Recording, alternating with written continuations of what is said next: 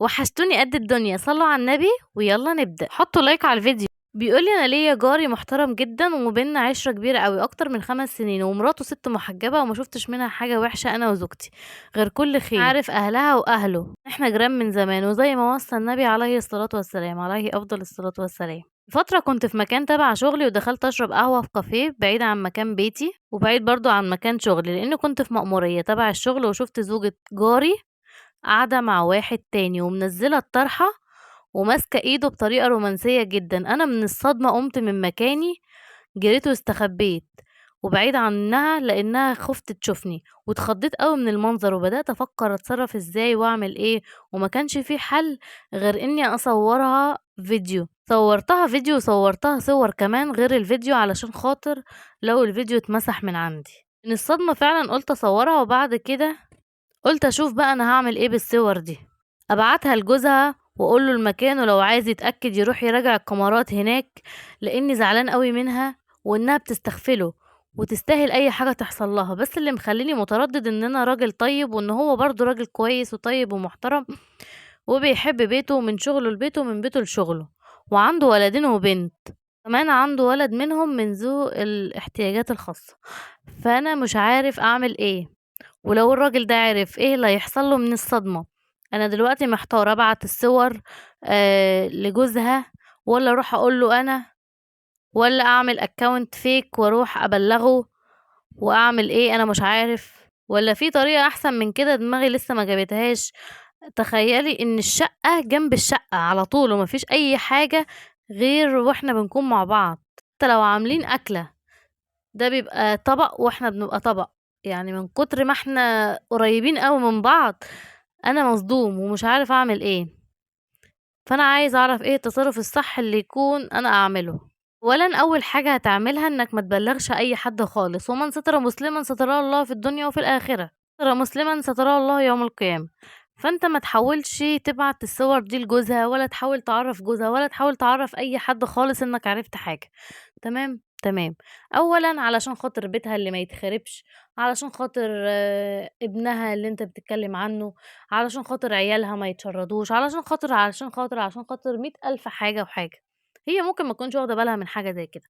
فاحنا ممكن كل اللي نعمله ان احنا نعمل برضو الاكونت الفيك زي ما انت بتقول. ممكن تعمل اكونت فيك، تمام، وتبعت لها هي الصور وتهددها انك هتبعتها لجوزها، ويمكن ربنا يهديها فعلا ويستر عليها وتتلم شوية على اللي هي بتعمله ده، وتفتكر كده ان ليها بيت، واقعد كلمها كده كلام ايه، اديها في جنبها هي، بطريقة مباشرة وبطريقة غير مباشرة. لا لو ما تلمتيش واحترمتي نفسك وبعدتي عن الراجل اللي انت تعرفيه عن جوزك ده، انا هروح ابعت الصور دي لجوزك واخلي فضيحتك بجلاجل. ده الكلام ده بس معاها هي، انما انت لا هتروح تعمل ولا هتروح تسوي. تمام تمام. هي اصلا هتتجنن، انت ازاي عرفت جوزها، وازاي عرفت انك تصورها، وازاي انت عرفت هي مين والكلام ده كله. فانت سيبها تتجنن مع نفسها كده، وسيبها تضرب اخماس في اسداس، علشان تتقي الله في بيتها وفي عيالها وفي جوزها اللي هو الراجل الطيب اللي انت بتتكلم عنه ده. بس احنا ما بنخربش بيت حد. ربنا يستر عليها ان شاء الله ويستر علينا كلنا. وكمان اوعى في يوم من الايام فكرك يجيبك انك تروح توري الصور لجوزها خالص. يمكن الكلمتين اللي انت تقولهم لها يفوقوها وبس. وطبعا تقدر تشوف رأي اخواتنا في الكومنتات هيكون ايه. عشوني قوي للفيديو الجاي او للقصة الجاية. برد على كل الرسائل اللي بتجيلي على الفيسبوك، كومنتات اللي بتجيلي على الفيديوهات برد عليها كومنت كومنت، وبعمل عليها كلها قلوب. متنسوش بقى اللايك على الفيديو والاشتراك في القناة، بحبكم قوي. باي باي. متنسوش تفعلوا الجرس عشان كل قصة انزلها تسمعوها. توحشوني.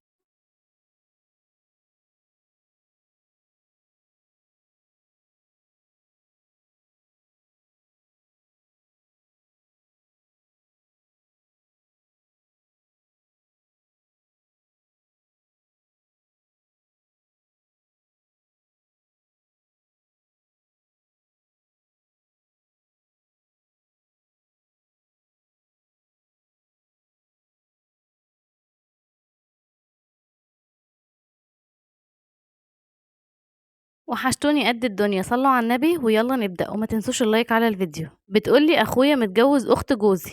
مرة جت البيت غضبانة عندنا ومضروبة، وقالت ان اخويا يوميا بيضربها وكده، وجسمها كان فيه علامات حرق كتير قوي وكدمات. اخويا راح علشان يعتذر لها ويرجعها وكده يعني، واتفاجئ وكده يعني اللي هو ايه يعني، ما هو لازم يتفاجئ، ده هياخد الصدمة دلوقتي.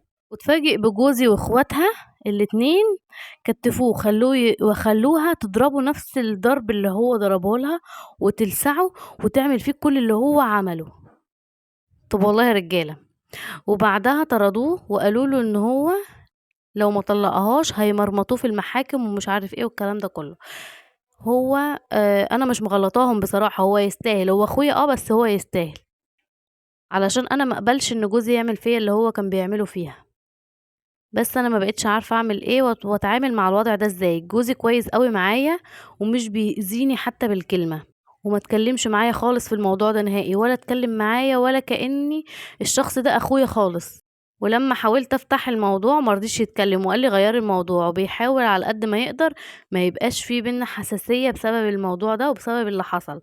بس بقى مامته واخته مش طايقني بسبب اخويا واللي حصل لبنتهم طبعا. بس انا والله ماليش ذنب خالص بتصرفاته، ولا علقت عليه ولا اي حاجة، ولا علقت على تصرفاته ولا اي شيء.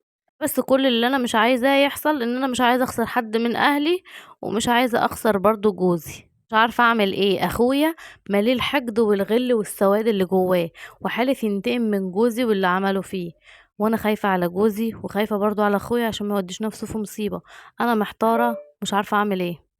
واخيرا بقى عشان ما اطولش عليكي، الناحية التانية بقى اهلي بيزنوا عليا علشان اعمل معاه مشاكل انا كمان واسيب له البيت زي ما اخته عملت وسابت البيت. بس انا وضعي حساس قوي وانا في النص، انا لا عارفه اروح كده ولا عارفه اروح كده.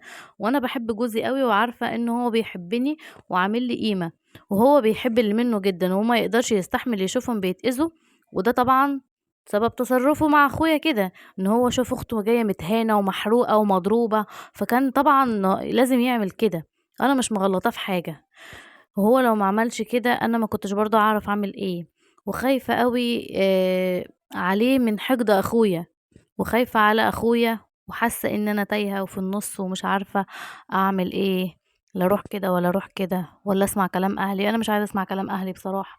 بعتلك علشان تقوليلي اعمل ايه وتنصحيني بالله عليكي، اعتبريني اختك. مبدئيا اخوكي غلطان من ساسه لراسه، ده مبدئيا. وكان رايح لها بأني وش وبأني عين وهو ضاربها وحارقها ومطلع عينها، رايح لها بأني وش.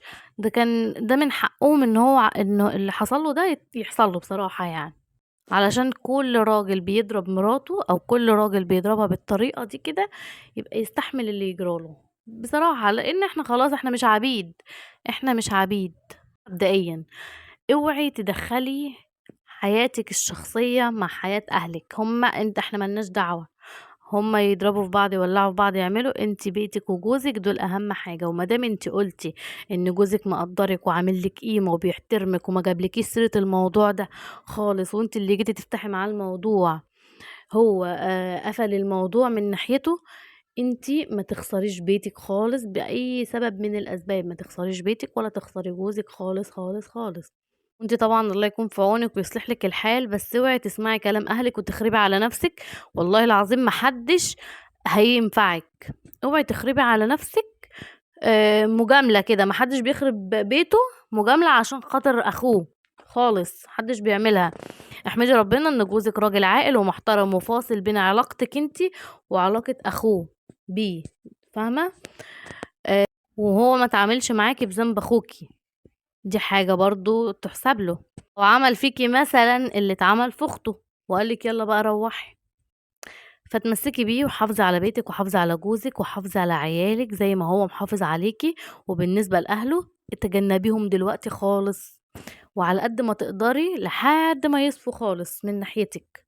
وهو كده كده آه هيخليهم واحدة واحدة يصفوا من ناحيتك، لان هو مش واخدك بذنب اخوكي، فاهمة؟ فانت تجنبيهم خالص دلوقتي علشان هم ما يقعدوش ينخوروا من وراكي ويخربوا عليكي ويمشوكي من بيتك. فانت حاولي تبقي ماسكة في بيتك بإيدك وسنينك.